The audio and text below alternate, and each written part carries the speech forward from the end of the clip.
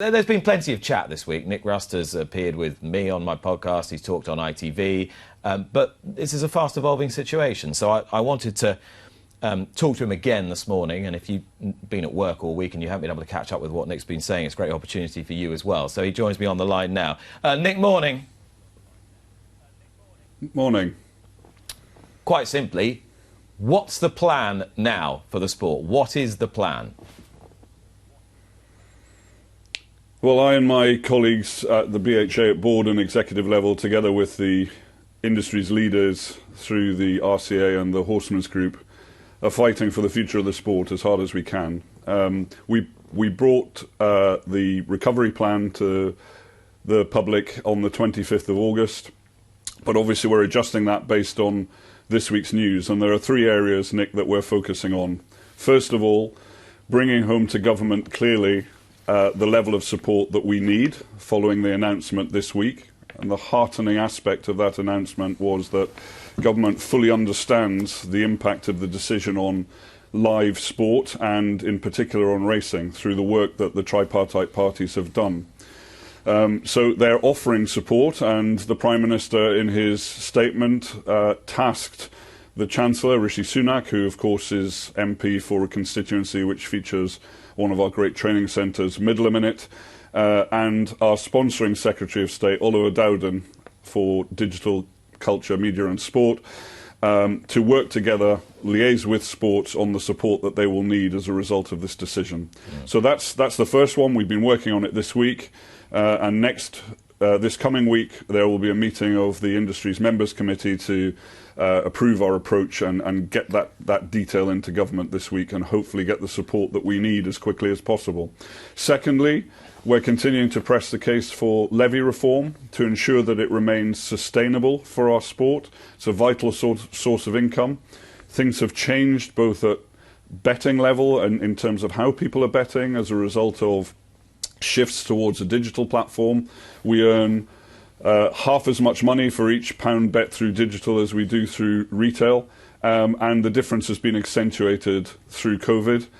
But also, we are fighting to retain owners and to ensure that the right level of support for owners and breeders is in place versus our immediate international competition in Ireland and France. And with Brexit coming up, we need to have a level playing field with them in terms of the incomes that we receive so that we can compete to retain owners and breeders active in this country.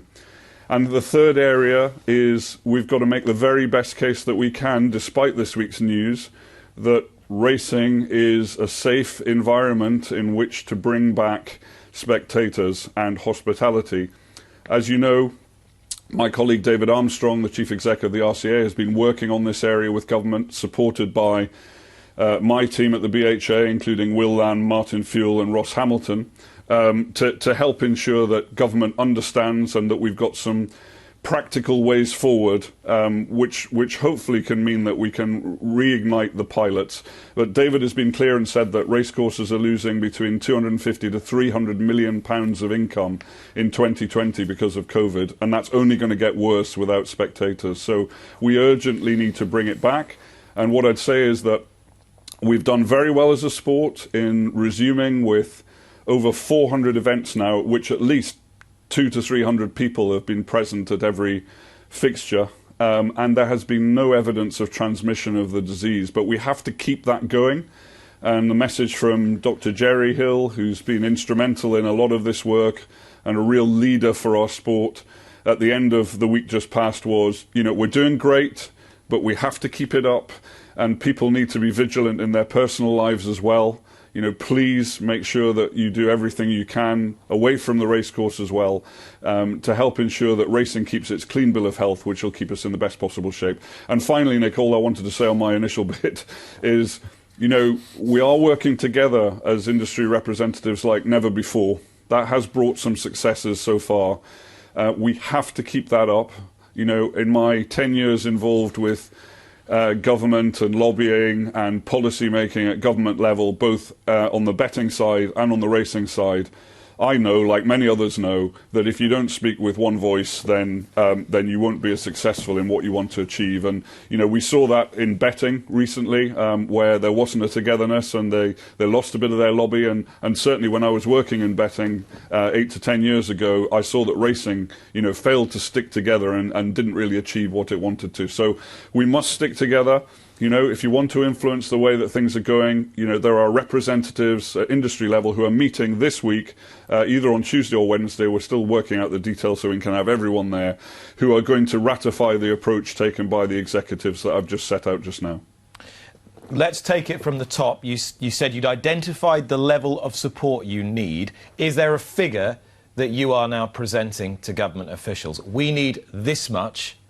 Please, can we have it? At the moment, we're still working on what support will be common across all sports. So what we don't want to do is go in and say, we need, let's say, £300 million. The information that government wants is, what is the impact of having no spectators? It's not going to seek to provide support on the front foot here that covers all of the impacts of COVID, but it's looking to support us on spectator measures. And as I say, about half of racecourse income comes from spectator levels. So across a year, that would be £150 million. We can't put a figure on it yet because, of course, we're hoping that the worst case scenario that the government set out won't come true. We're hoping that we'll have pilots and crowds back within the winter period at some point. But we're setting out the areas where government could help. We're still working out, and it's a bit early to say yet, and we hope to have worked it through a bit more, what Rishi Sunak's announcements mean in terms of direct support as well. So there'll be the general government support that everyone can have, that Rishi Sunak announced. There will be some support for all of the major sports, who met this week with Oliver Dowden, including myself and the other major sports CEOs on Tuesday.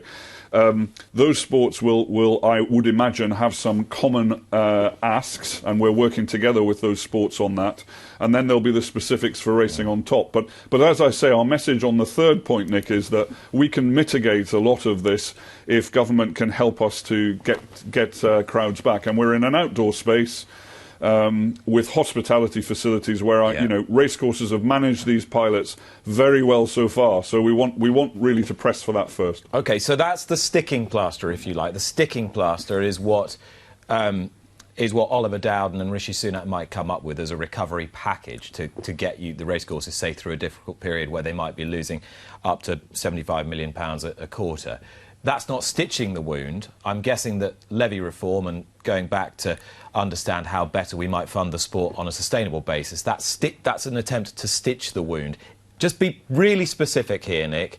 What exactly are you going for? What are you aiming for? How high are you aiming with levy reform? What do you think's a fair return to the sport from the betting industry, and how might that best be achieved? Well, I'm not going to give you a number or anything, Nick. We've been making the case for levy reform since early in 2019. Government at the time said, look, your numbers are coming through. It's too early after the last review to present evidence to suggest change. We're now saying there's a very clear case for change, as I discussed earlier. In terms of the mechanics of that, we want to ensure that it's sustainable and that it provides a fair return. And I think we made clear previously what a fair return is. Now, at the members' committee meeting this week, we'll be discussing our approach and our tactics. Tell me, I'm sorry to interrupt, because I've been trying all week to figure out exactly what a fair return is, and I don't know what is a fair return. If you've made it clear what the fair return is, just tell our viewers what a fair return for the sport is and how we're going to go about it. Well, a fair return, it depends how you look at it. So in this country, about 0.6% of betting turnover comes back through levy to the sport. In France, that's north of 6 or 7%. In Ireland, it's north of 1%. So in those countries, you could use that as a yardstick for a fair return. We have to put it in the context of British racing overall. And, we'll be discussing this with bookmakers as well and saying, at this time, if you want to help us with a sustainable industry, then please put your best foot forward into working with us on on what you're prepared to do. But I'm not going to put a figure out there that that sort of jeopardizes the process. We're saying the case is clear for reform and to ensure sustainability. We'd like a level playing field in terms of the basis upon which these monies are raised with other countries, because we've got to compete with them on prize money. So we'd like government to announce a review, and we hope that they're minded to, based on all the evidence we've presented so far and the current situation. I just want to go back a little bit to the recovery. Say you get a recovery amount. Say the government gives each sport a lump sum as a recovery amount, just as a pro tem situation. Will that money go directly to the racecourses? Will it be because they're the ones that can actually produce a balance sheet and say this tangibly is what we've lost over this period of time? Will all that money directly go to the racecourses, given that it's David Armstrong leading that group? Well, it's not clear yet, but as the government has said that the any compensation or support will be in the form of, or in the context of, spectators, and given that's where we receive the revenues, then yes, I imagine the mechanism will be through the racecourses. But, as I say, the industry's working together. It couldn't just be that the money could flow through there if the sport made a case for it and there was no flow-through benefit to the rest of the sport. It's there, we'll be making the case to assist our sport, not to assist racecourses only. But you know full well, Nick, because your key stakeholders are on one hand the racecourses and on the other hand the horsemen's group, that if a recovery plan is diverted entirely to the racecourses, that you've then got a responsibility to try and make that through flow of money spread through the sport's participants. And if it doesn't, you know what's coming your way, and it's a lot of flag flying. Sure, but I think the racecourses and their leaders understand the impact, particularly on owners, of us failing in our recovery plans to produce better prize money. I mean, we've used the levy board money well in the final 4 months of this year to produce 75% or more of races running at least the minimum values prior to COVID.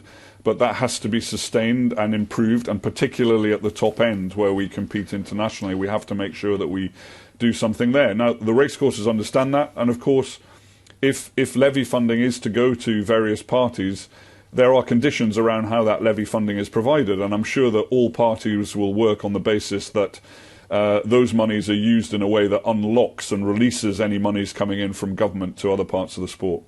OK, I want to talk about racecourses as a safe environment in the context of the pandemic.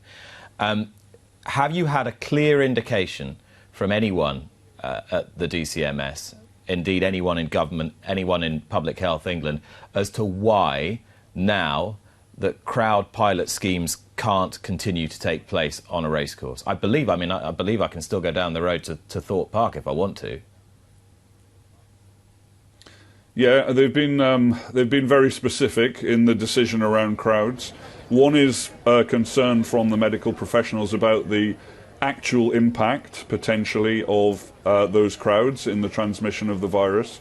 Obviously, as I say, we've got a strong case there, but they're concerned overall for sport. And the second thing that they are very concerned about, and was made very clear to us in all of our discussions this week and to all of the sports, is they're concerned about the required behaviour from the public when we've got the R number rising quite quickly, when we're seeing record numbers of cases each day, when we're seeing 25% of the country in local lockdown measures and rising. They're concerned about the message that major gatherings send on the behaviours of individuals and their willingness to comply with them. That was the clear message given to the major sports and their CEOs on Tuesday. OK, so how do you go back on that? How do you say, well, accept your point, we are responsible, but... So what do you say now? Well, we say, as I said in the meeting on Tuesday, that we're the second biggest spectator sport and we've got a major impact as a result of this. that we're outdoors and that we have options, and we would like to evaluate the pilots that have taken place now anyway, and we'd like to remind you that we've not had any evidence of any transmission of cases, and that racing can do this safely and continues to try and do this safely, and we urge them to facilitate further pilots as soon as possible, and that's the work that David will be leading on behalf of the industry, supported by the rest of us. And who is your best point of contact there, do you think? Who are you likely to get a decent conversation going with, who might be able to give you the feedback that you need? Because to the outside world, and I realise these things aren't easy, especially not now, but to the outside world, it looks as if this is quite a painstaking, almost glacial process running against what is a very fast evolving situation. Well, look, I think it's easy to sort of look on and criticise and say, why doesn't person X just do something, you know? We're working every day. The leaders of the industry are working every day. We're discussing with officials every day. We've had 3 meetings in the last 2 weeks with Oliver Dowden and with Nigel Huddleston. We think the DCMS offers the best route forward because we're in there with other major sports, all of whom are facing massive impacts, massive issues without the return of crowds. And, you know, DCMS is very, very keen to help us move forward as best we can. Look, we were one of the first sports back, Nick. We have a sympathetic ear.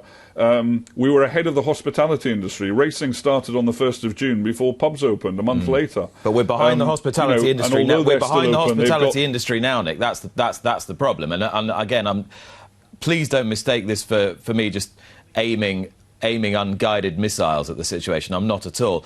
It's the fact that we're now, if you want to put it in that context, behind the hospitality industry, and you've articulated the case. All I'm asking is how that case gets best presented. Do you have an ear? Where's the best ear? Who's going to push that case forward? And on that point, you mentioned that Rishi Sunak's the MP for Midland. Everybody knows that Matt Hancock is the MP for Newmarket. We talk about our contacts with, Dido Harding is a board member of the Jockey Club and is in the news just about every day as running the much talked about test and trace programme for the NHS. Are our contacts with all these people in high places, are they actually of any use to us at all or not? Well, of course they're of use. And it's multiple points of contact across the industry. This week we've written to 200 constituency MPs with relevant interests. The BHA handles the central aspect of the discussions with government through the sponsoring department and other relevant departments, and handles all of that with officials and helps to coordinate the activity across the sport. But of course all these contacts are worthwhile. And our job, together with the other leaders in the sport through the industry's public affairs group, is to coordinate that activity, to make sure the messaging is clear and to press buttons as best we can. But there is a way to do things as well. It can't all be done by secret handshakes. It has to be done through a formal approach through government. Nick. I accept that. So this is your opportunity, Nick, now on this programme to reach out to all parts of the sport, including senior racecourse executives, senior trainers, owners who may think that it's better to work in such a way, and tell them that your phone is on and ready and waiting for their call to tell you what the next move should be. Yeah, of course. But I would say to them, please go through your industry representatives first and foremost. They have the power. They have the decision-making. At the meeting this week of the members' committee of the sport, the BHA can make all the decisions that it reasonably can on regulation, but on governance and future plans for the sport, it is our members who have the power to make things happen with us. So, if you're a trainer, speak to the NTF. Who are, Rupert is actively involved in this process, working with Charlie Liverton, who heads up the day-to-day activities of the horsemen's leaders. If you're a racecourse, provide your ideas to David Armstrong and work with him and his team on this. And that's been happening all week. The great thing about what's happened this week is the email and the phone hasn't stopped, Nick, to me and to others, saying, why can't we do this? Let's try that. And it's good news, because I think we will have some more innovative ways coming out of this to persuade government to give us pilots and to help us move on with crowds. What do you think those innovative ways might be? I don't know yet, Nick. I've seen various suggestions this week, but obviously, if you can continue to preserve the green zone fully. And this is why it's so important, and I know it frustrates owners and connections so much that we have to keep separate zones at the moment. But if we can preserve the green zone, and if we can, redouble our evidence base, because we have it, that we've been able to operate safely and that we're responsible and that we can be trusted, then perhaps we can trial some hospitality to start with in very designated areas. It would mean, for example, that individuals wouldn't be able to go down and watch the parade ring live, but they'd be able to see the racing. So that was one of the suggestions this week, and it'll be one of those that I'm sure we'll explore in the next few days. OK, that's good to hear. Cornelius? I was just going to say, Nick, you say you've spoken there to every part of the industry, from the top to the bottom, if you like. I've been racing a couple of times in the last week, and the fact is, Nick's point about friends in high places, people are saying, look, it's all very well the powers that be saying there is a way of doing these things, but you picked out two things: the potential for the spread of the virus from racecourse attendances, and also the behaviour of attendances. These are clearly things that racing has overcome. So people are saying, are they really going to meet Oliver Dowden, talking to Matt Hancock, talking to Rishi Sunak, presumably in touch with Lady Harding? Priti Patel is taking an interest as well, the Home Secretary. Are they not saying, look, it's preposterous that you are effectively accusing racing of not being perfectly safe places, outdoors, etc., etc. And final thoughts. Sir Hugh Robertson, who used to be a Conservative MP, who I think is head of the British Olympic Association, is he now?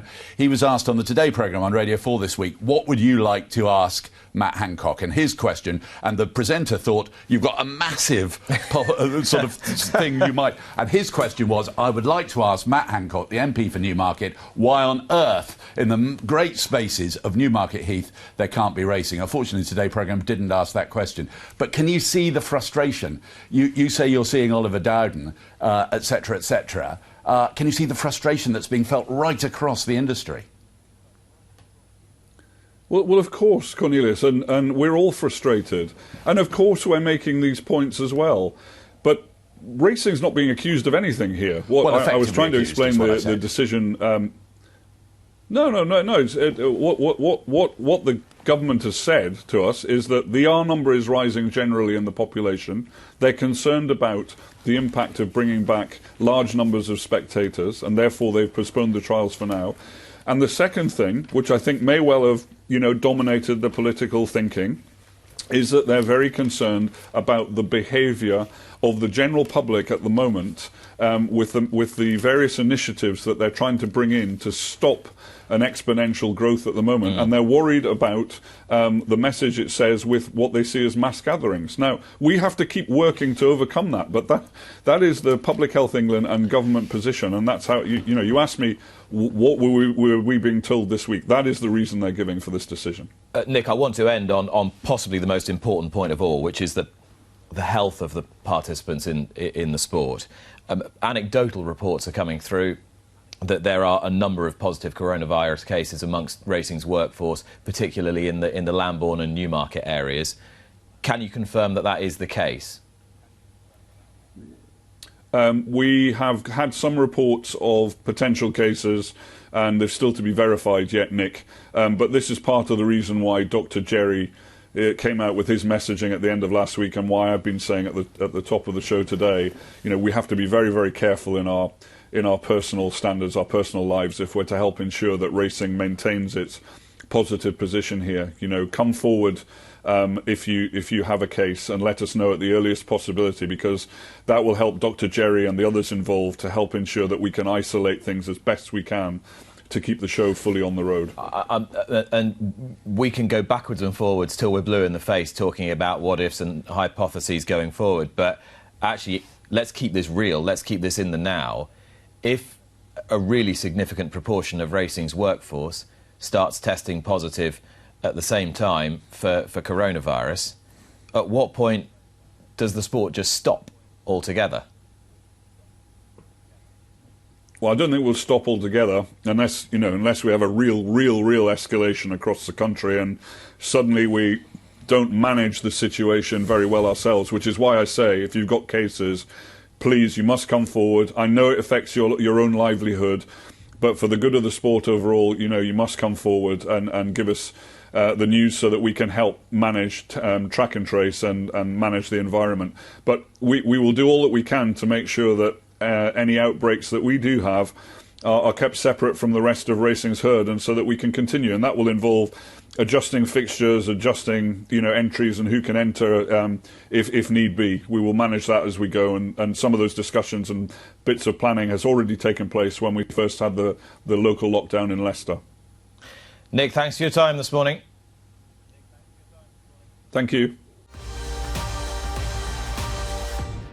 Subscribe to Racing TV to be notified when more Luck on Sunday videos are appearing online. And don't forget to join me for the show every Sunday morning from 9 o'clock with the best guests.